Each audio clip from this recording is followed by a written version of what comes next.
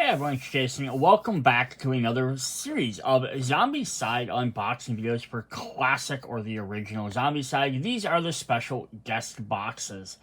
So for each one, we're going to go through them separately as different videos. Just so if you only want to look at one, you can just pick out which one you want to look at.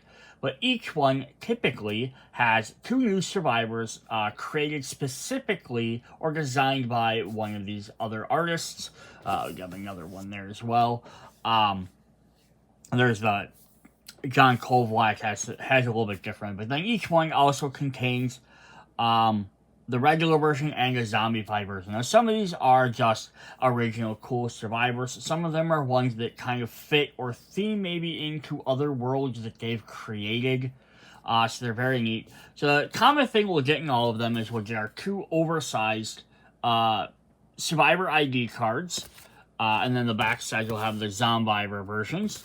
So these are the classic ones. If you want to play 2.0, they do have the reboot pack, which does have the little tiny brand new cards, which some of these guys do have minor changes on those. I'm not going to go over them in this video.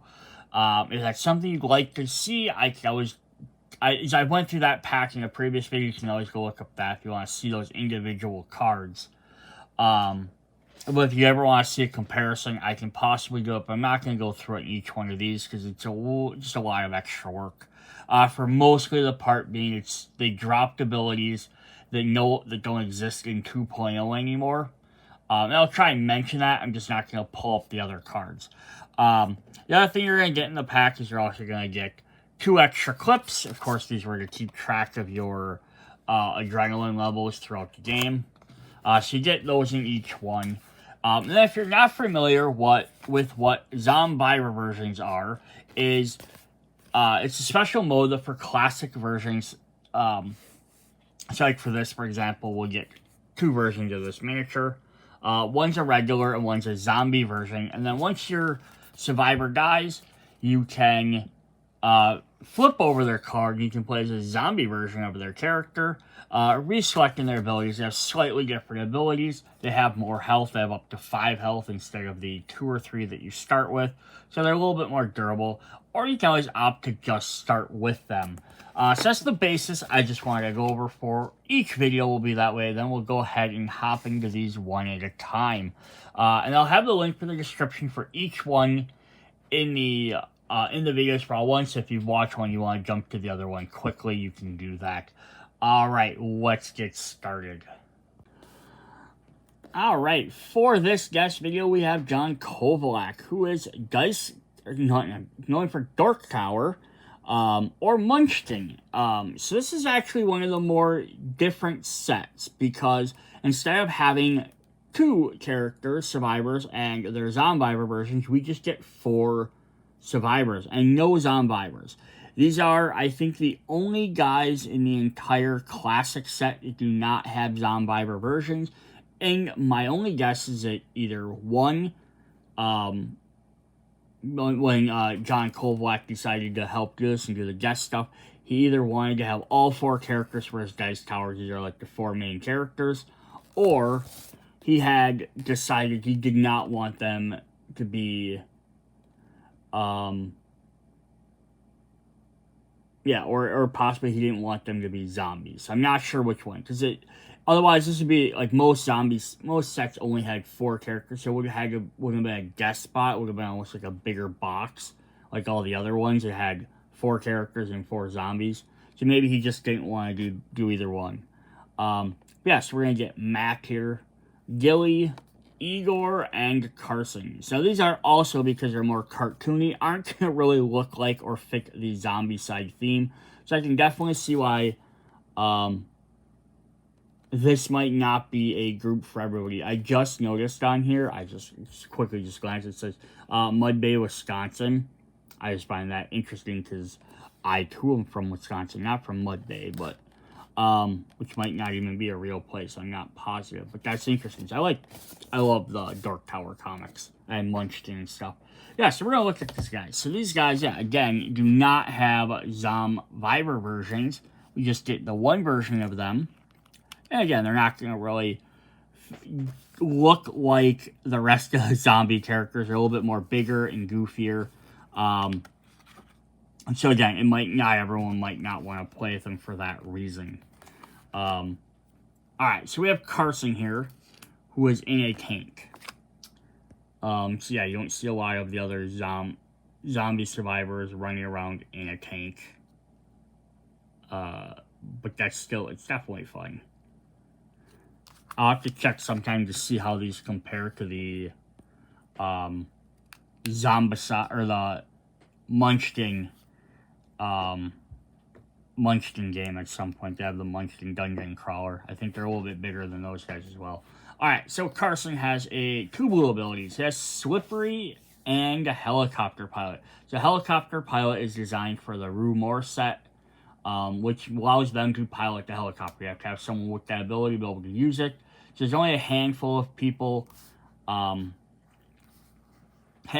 think, out of the 12 characters, there's only, I think, four of the 12 characters could use it from that game, and then there's 4 that did fast roping, which is the other ability that ties into the helicopters.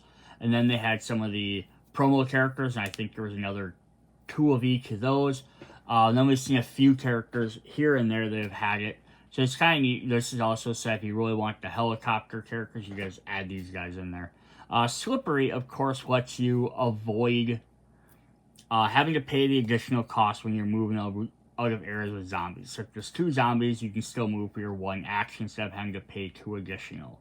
In yellow, we have our +1 action. In orange, +1 free ranged action and Dreadnought Walker. He's in a tank, can't be hurt by walkers. Makes perfect sense.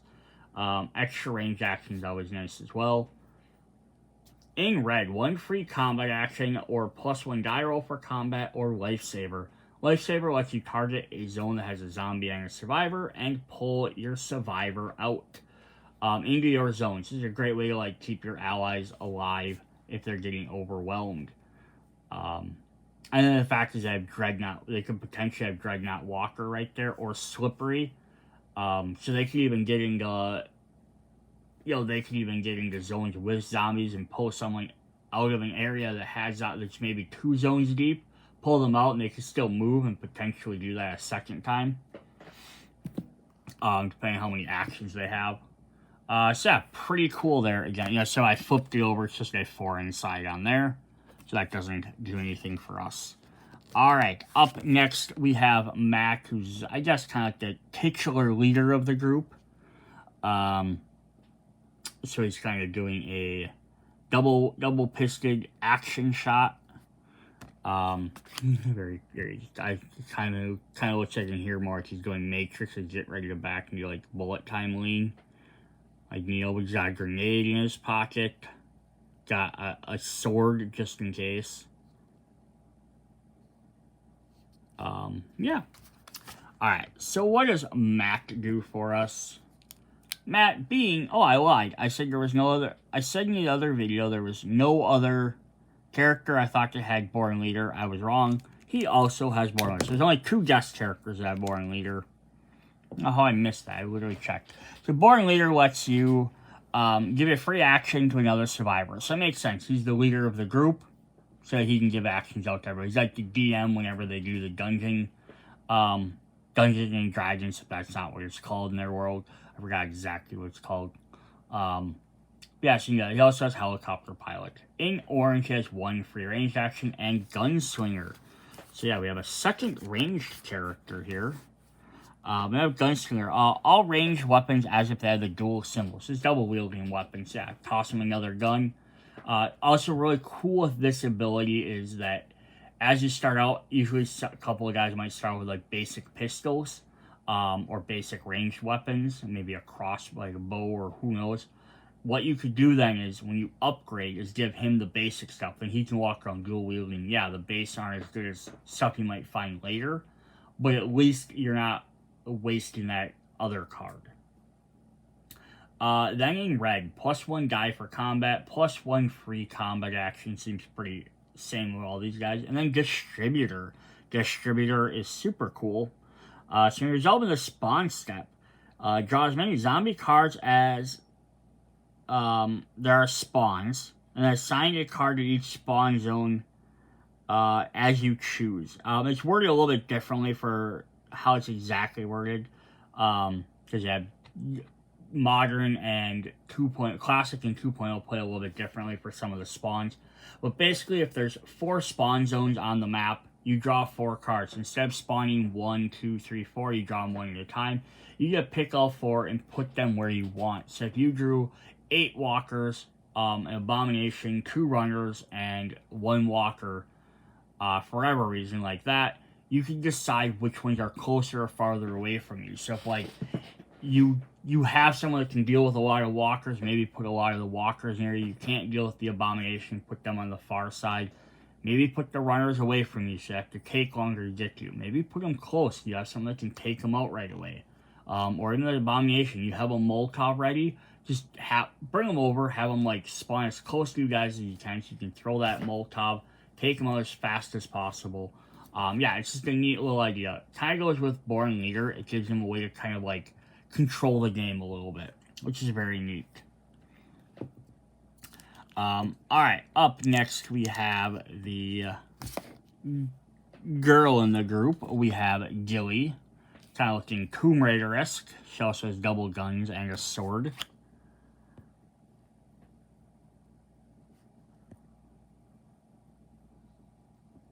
She's got little braids there, she's got a little dagger there. Surprised I didn't give her a little backpack as well. She's got a little tank top on. Alright, what does Gilly do? So Gilly has shove and fast roping.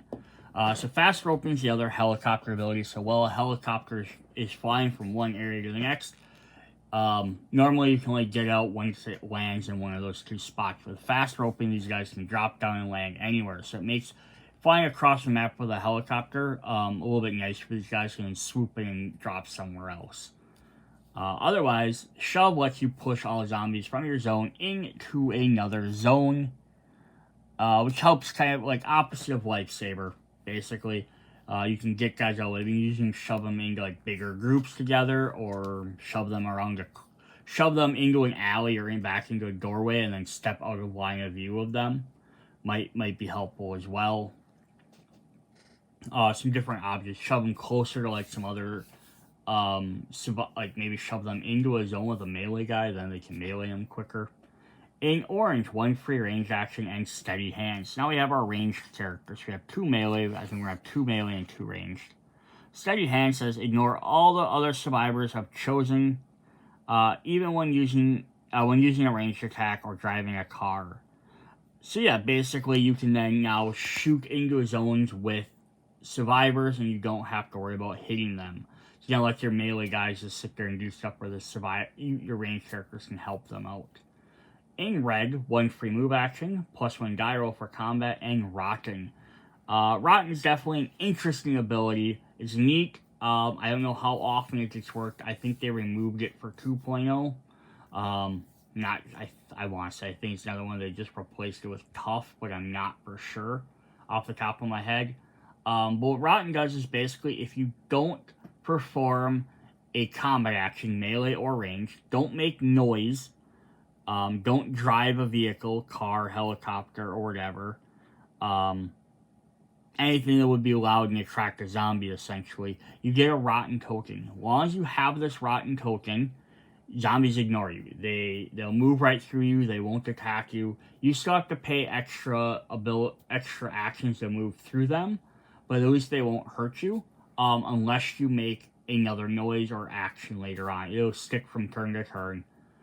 You can still move, you can still search for items, you can still activate objectives as long as they don't create noise. I think they got rid of it, and I'm not positive on this, but I think they got rid of it because basically you have to not do any fighting for an entire round. And if you're standing in a zone, even if you're standing in a zone, like even in zombies, or like next to zombies or with zombies, and you don't do any attacking, and then you get this token, if they're walkers, you're going to have to spend 1 to 2 actions to get either on your space or past you before you're going to not have to worry about them. So, like, yeah, if you're moving through them, it's kind of helpful, but, like, to not do any attacking for possibly 2 turns, yeah, there's definitely situations where it's going to work really well, but I think for the most part, it's probably not. I think maybe this ability would be better if it was just like, if you spent 2 actions, you could turn rotten or something, or, you know, I'm not sure how the best way to fix it, which is maybe why they just got rid of it. But yeah, that is Gilly. Our last Dork Tower character is Igor. He's the weapon maniac here, we can see. He also has fast roping, but let's look at his miniature first.